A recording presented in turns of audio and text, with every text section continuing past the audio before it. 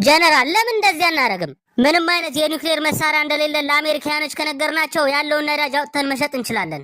የጣሉብንን ማዕቀቦችንም ሊያነሱልን ይችላሉ። አጎቴ ታሚር አታስታውስም እንዴ? ቅዱስ የሆነው አባቴ ከመሞቱ በፊት ቃል ያስገባኝን ነገር? መቼም ቢሆን የዋዲያስ ነዳጅ አውጥተህ እንዳሸጥ ብሎኛል። አሁን ወደ ቤተ መንግስት እንመለስ። ቲቪ ላይ የምከታተለው ፕሮግራም አለኝ። ሪል ሃውስ ዋይፍ ኦፍ ሻሃን መታሃሊክ ይባላል። خفلة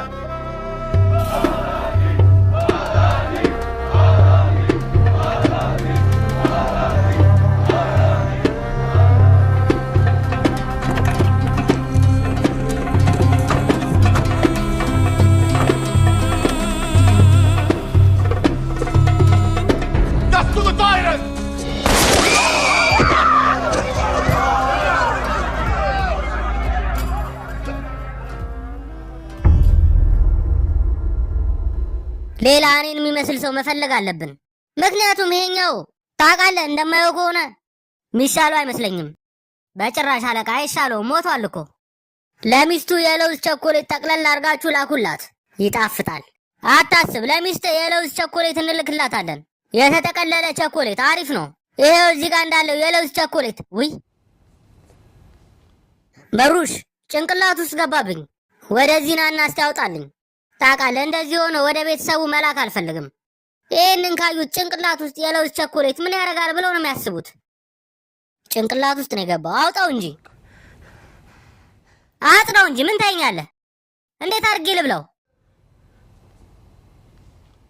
አፍ ውስጥ እንዳከተው። አረ መሩሽ በደንብ አድርገህ ስማኝ፣ ሁሉም ነገር ይስተካከላል። አንተ ስለምንም ነገር እንዳታስብ። ለምንድነው ሳወራ አይን አይኔን የማታየኝ? ይሄ የምር ብልግና ነው። ሰው ሲያናግር አይን አይኑን ነው ማየት ያለብህ።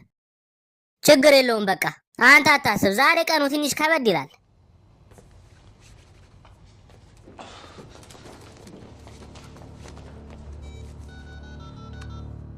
የተሳሳተ ሰው ነው ተኩሳችሁ የገደላችሁት።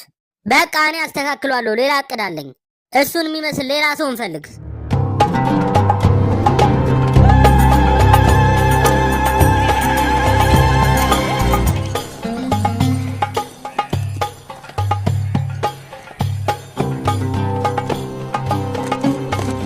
አንተ በትክክል የምትፈልገው ሰው ተገኝቷል።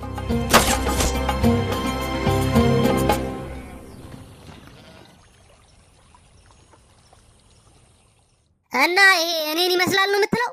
ትልቅ የሚባል የእርሻ ቦታ ነው ያለ። መቼም እዚህ ያሉ ፍየሎች ደስተኛ ናቸው።